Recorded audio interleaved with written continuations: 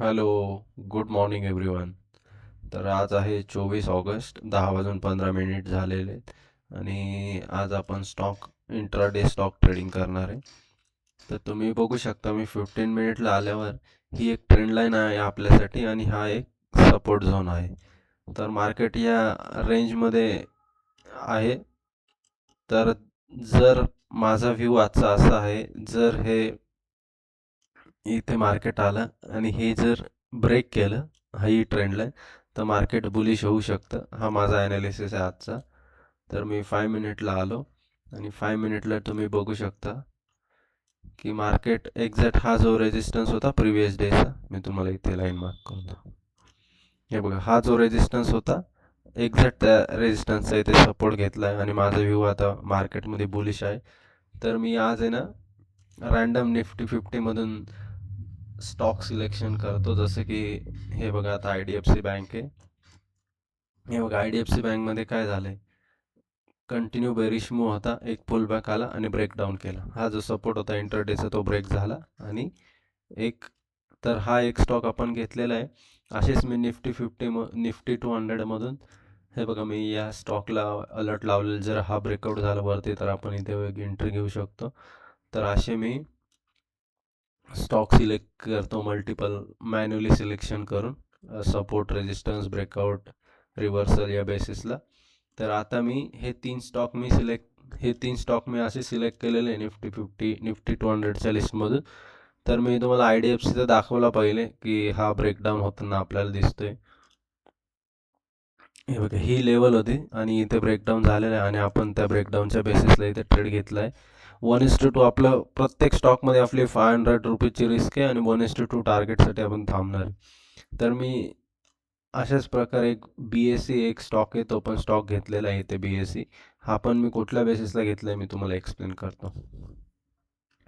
हे बघू शकता तुम्ही 5 मिनिटला, जेव्हा मार्केट कंटिन्यू बुलिश होतं, इथे एक रेजिस्टन्स होता, जिथे ह्या प्रिव्हियस डेचा जिथे सपोर्ट होता, सपोर्ट ब्रेकडाऊन झालं, मार्केट खाली आलं, एक्झॅक्ट त्या लेवलचा इथे रेजिस्टन्स घेतला, एक पुल बॅक आला, परत ब्रेकआउट केलं आणि हा जेव्हा सेकंड आता ब्रेकआउट करणार आहे, इथे मी एंट्री घेऊन टाकलेली आहे आणि इथे एस एल लावला 21 पॉईंटचा.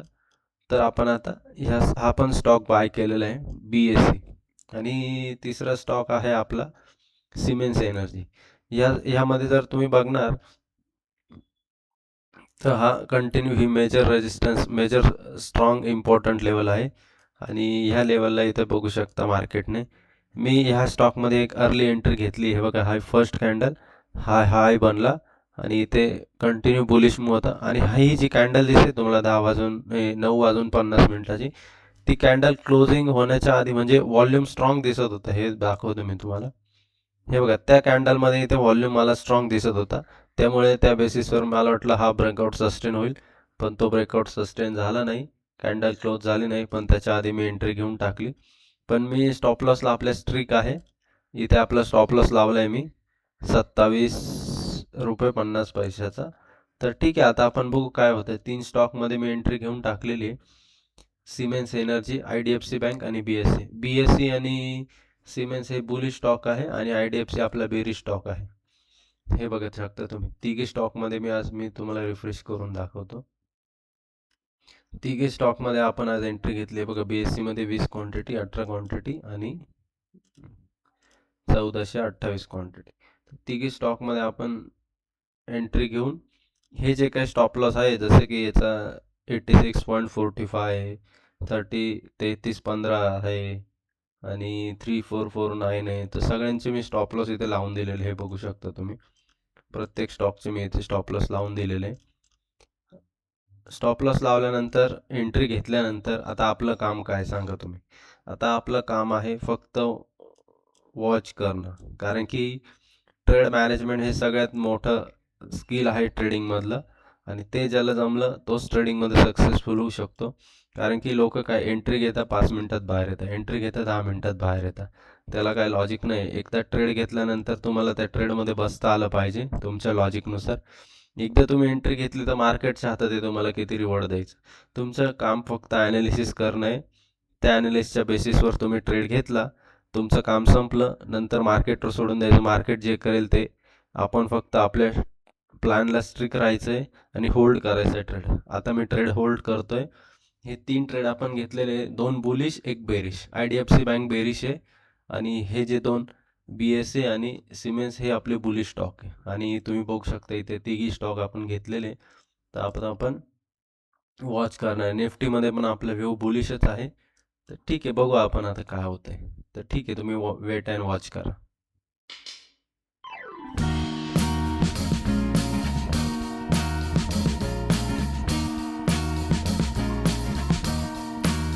I am waiting for a bus at the end of the night. हे बघू शकता तुम्ही, एक आपला BSEचा स्टॉप लॉस हिट झालेला आहे इथे. तर आता आपण हे 2 स्टॉक बघू. हे बघा, हे आपल्या फेवरमध्ये चालू आहे दोघी. आपण याला ट्रेल करू आता. 1:1 पेक्षा जास्त आपल्याला टार्गेट भेटलं याच्यामध्ये, सिमेन्समध्ये. हे बघा 1:1 येते. तर आपण कॉस्ट टू कॉस्ट याला ट्रेल करू आता. कुठे ट्रेल करू? 3475 ला ट्रेल करू. Siemens energy.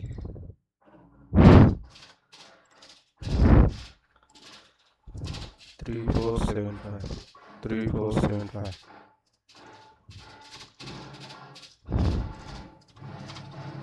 सिमेन्स एनर्जीला आपण ट्रेल केलेलं आहे. टार्गेट आपण 3532 ला लावून देऊ.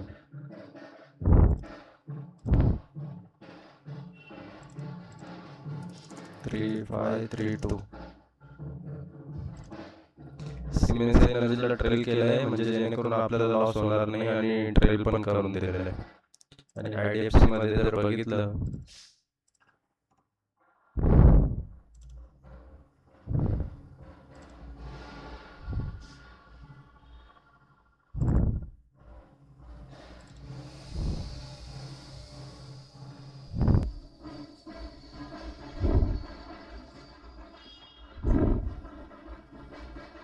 IDFCचं इथे 1:1 येत आहे.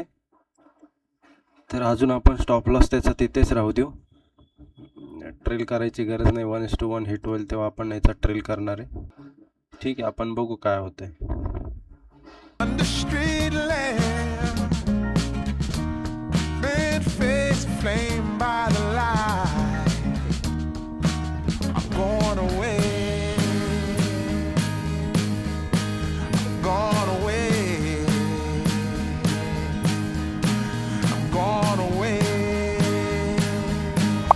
हे बघा, सिमेन्स एनर्जीमध्ये आपला ट्रेलिंग असेल, आपला हिट झालेला आहे. इथे तुम्ही बघू शकता.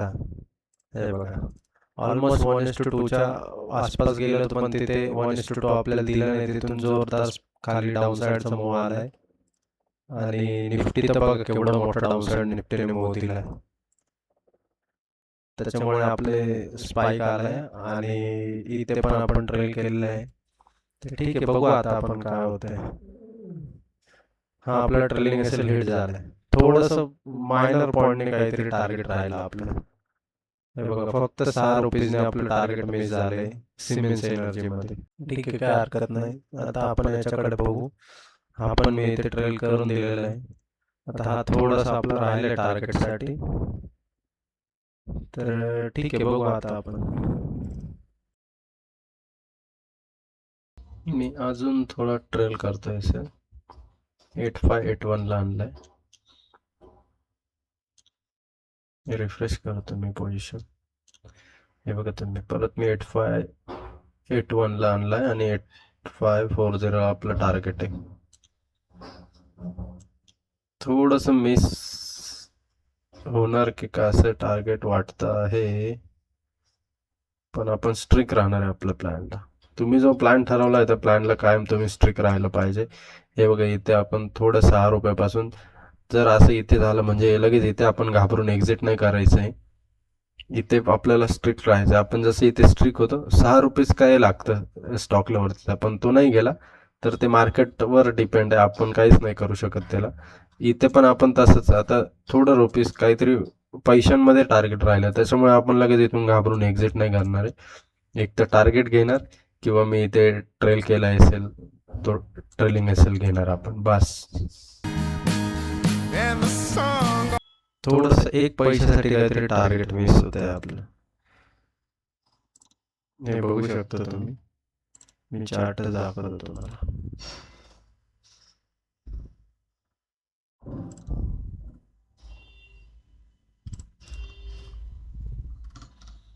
हे बघा, आपण 85.40 लावले आणि त्यांनी लो मारला होता 85.41.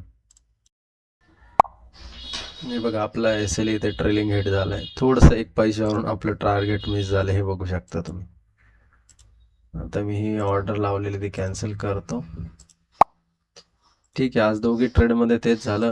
थोडंसं मायनर पैशावरून आपलं टार्गेट मिस झालं दोघी ट्रेडमध्ये आणि सगळ्या ऑर्डर मी एक्झिट केल्या आणि तुम्ही बघू शकता आता आपलं 848 प्रॉफिट बुक झाले. फक्त दोघे 1:2 झाले असते तर आपल्याला 2000च्या आसपास प्रॉफिट बुक झालं असतं.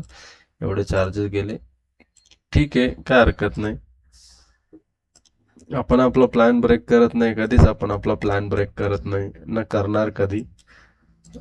ह्या गोष्टी थोडं 10 पैसे 20 पैसे मागे पुढे होतच असणार. टार्गेट, प्रॉफिट, लॉस हे चालूच असणार.